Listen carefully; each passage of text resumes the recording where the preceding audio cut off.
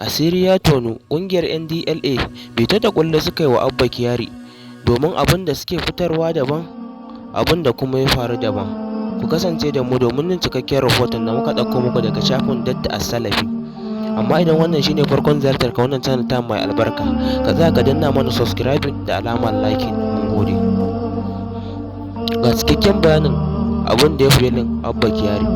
Hukumar NDLEA bayan ta ci amanar DSP Abba Kyari ta kitsa masa sharri sai ta gurfanar da shi a kotu guda biyu, wato Court 9 da kuma Court 10 da ke Federal High Court Abuja, saboda tsabagen mugunta wanda ko manyan masu safaran hodar Iblis ba ta musu haka.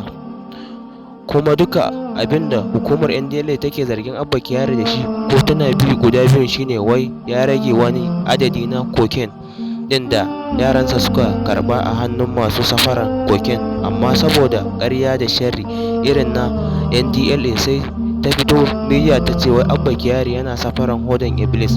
Abinda suke tuhumarsa a kotu daban, abinda suke fitarwa a media daban saboda su bata masa suna.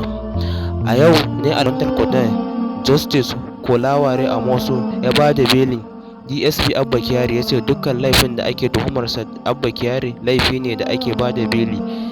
Ya ƙara da cewa watannin baya an kai hari a 'yan ta'adda gidan yaron Kuje, fursunoni sun tsere. Abba Kyari ya samu hanyar guduwa amma bai gudu ba saboda yana da ƙarfin hujjar da zai yi saura.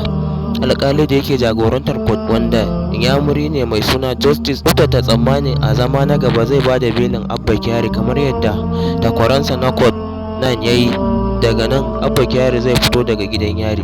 Don haka samun beli da sarkin yaƙin Najeriya Abba Kyari masoyinsa, wani da fatan Allah ya biya ku da gidan aljanna. Amin.